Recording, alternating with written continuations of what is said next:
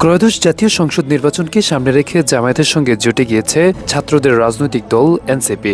জামায়াতের সাথে জোটবদ্ধ হওয়ার সময় প্রাথমিকভাবে ৩০টি আসনের ব্যাপারে সমঝোতা হয়েছিল এনসিপির, কিন্তু চূড়ান্ত সিদ্ধান্তে নেমে এসেছে ১০-এর নিচে।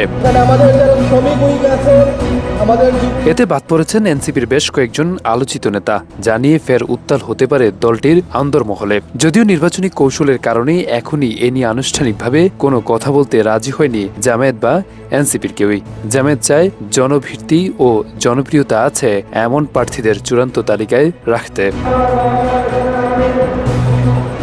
এনসিপির যুগ্ম আহ্বায়ক সারোয়ার তুষার জানিয়েছেন, তাদের সাথে চূড়ান্ত আসন সমঝোতার ব্যাপারে কথাবার্তা হচ্ছে। কিছু কিছু আসনে ইতিমধ্যে জামায়াতের প্রার্থীরা অনানুষ্ঠানিকভাবে এনসিপির প্রার্থীদেরকে ছাড় দিয়েছেন এবং প্রার্থীদের সাথে এক ধরনের সমন্বিত কাজ হচ্ছে এই সকল আসনে। যেহেতু অনানুষ্ঠানিক সমঝোতা কিছুদিনের মধ্যে হয়ে যাবে, তখন তাদের ধারণা জোটের সকল শরিক একসাথে এক মার্কার জন্য প্রচারণা চালাবে। তখন এই বিভ্রান্তি, এই প্রশ্ন কেটে যাবে।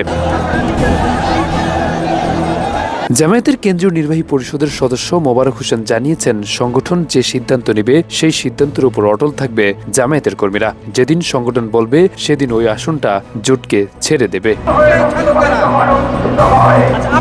দুদল অবশ্যই জোটবদ্ধভাবে নির্বাচনে লড়াই করার ব্যাপারে প্রতিশ্রুতিবদ্ধ। তবে এনসিপি নেতা সারোয়ার তুষার বলেন, আনুষ্ঠানিক ঘোষণা যখন আসবে তখন দেখতে পাব।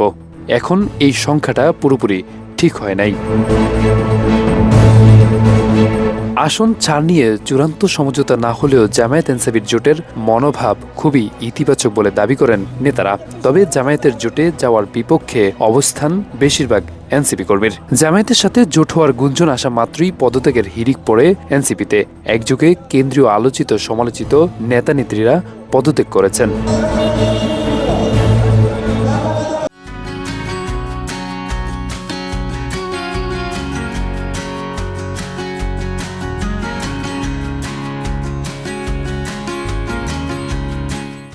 জামায়াত ইসলামী ও জাতীয় নাগরিক পার্টির ১২ দলীয় জোট গঠন করার পর পদত্যাগ করেছেন এনসিপির বেশ কয়েকজন নেতা।